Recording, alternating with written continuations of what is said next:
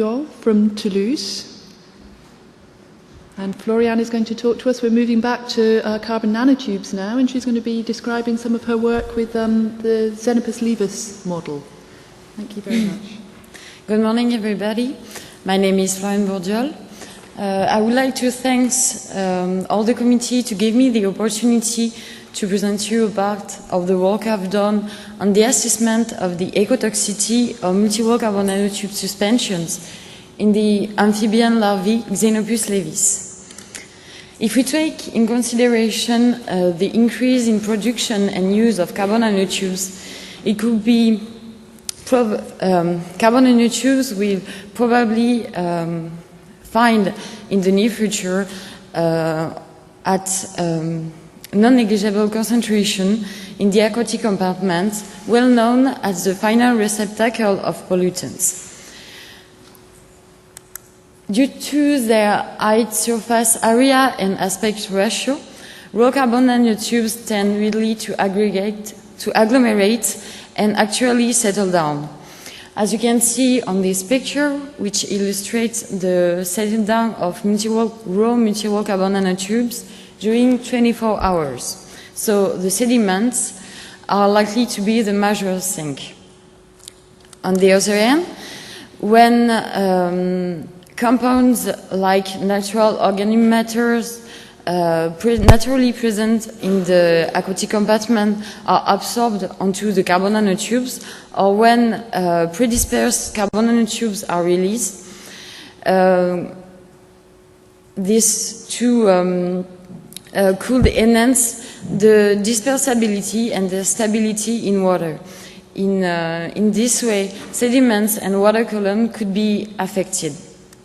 That's why we've focused our work on the establishment of a dispersion protocol and the assessment of the toxicity of raw multi-wall carbon nanotubes and predispersed carbon nanotubes toward an aquatic model.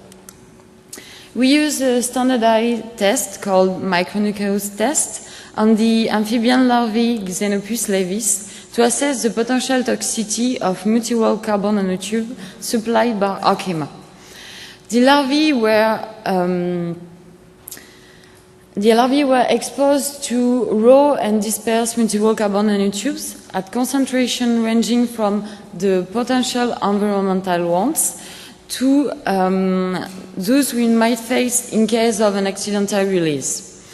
After 12 days of exposure, we assess the toxicity of multi-wall carbon nanotubes regarding the acute toxicity, the chronic toxicity, and the genotoxicity.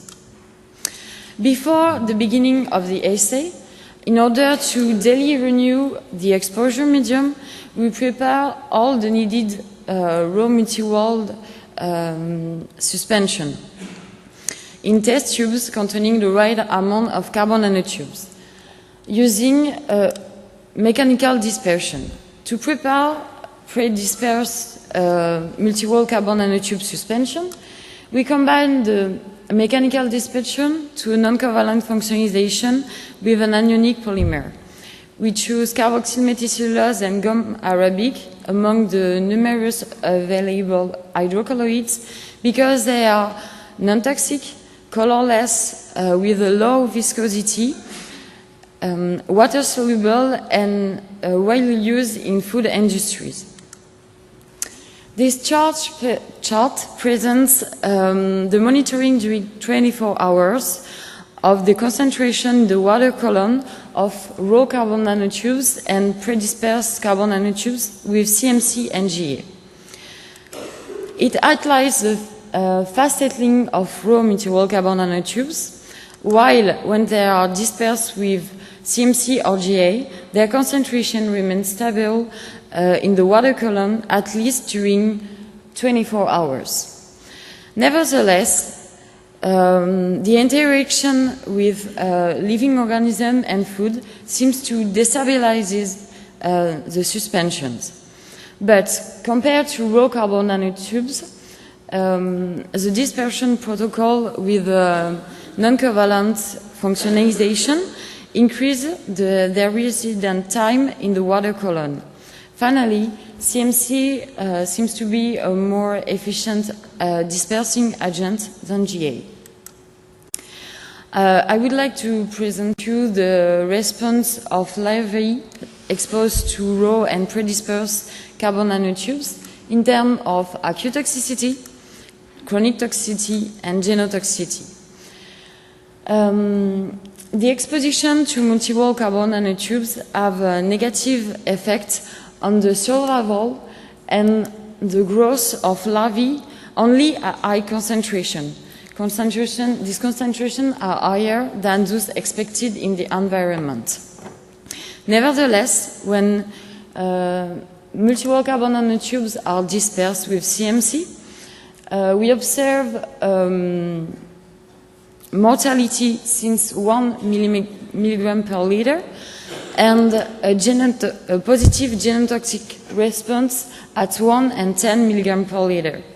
How could we explain these results and the difference between raw or predispersed multi-wall carbon nanotube with GA and predispersed multi-wall carbon nanotube with CMC? We've observed that whatever the concentration and the dispersion state of multi-wall carbon nanotubes, the carbon nanotubes are absorbed by larvae and they pass through the digestive tract before being excreted. Higher the concentration, darker the intestine.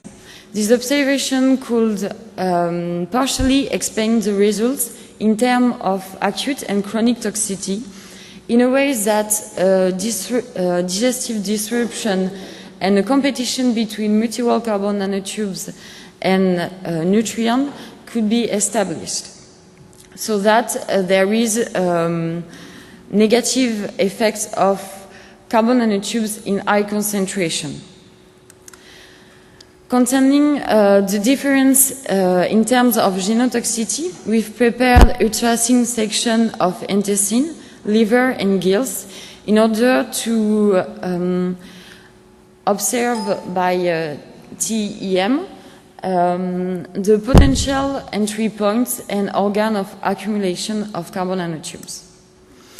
As you can see here, carbon nanotubes are easily identifiable in the intestinal lumen, but it is more difficult in the case of the apical membrane and more generally in case of the biological matrix. You have to know that before TM observation, we have to make a stain of the section, adding uranyl acetate and lead citrate in order to contrast the biological matrix. So, in order to better detect the multi-wall carbon nanotubes, we reduce the staining to only the use of uranyl acetate.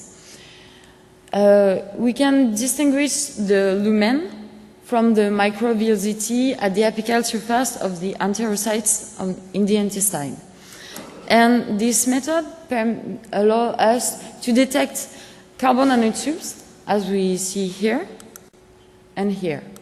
But when we move on the both sides in the direction of the cutting, we see an accumulation of multi-wall carbon nanotubes. This led to the fact that when we cut the organs, the intestine, we drag the carbon nanotubes onto the surface, and it's impossible to answer the question, do carbon nanotubes go across the apical membrane? So to sum up, the combination between mechanical dispersion and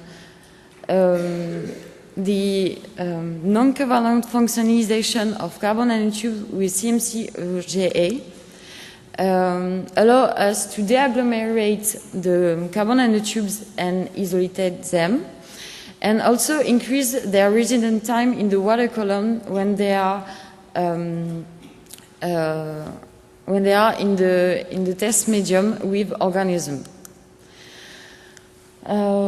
We've observed a mortality and a growth inhibition at high concentration of multi-wall carbon nanotube, which could be explained by the mechanical effect of multi-wall carbon nanotube in the digestive tract. But we couldn't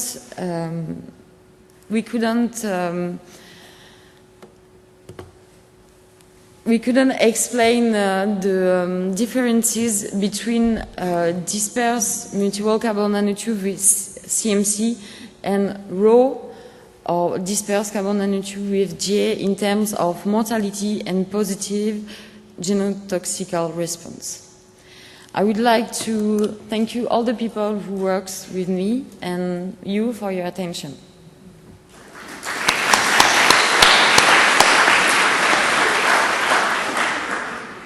Thank you for that, Floriane, and the beautiful images. Do we have any questions for Floriane?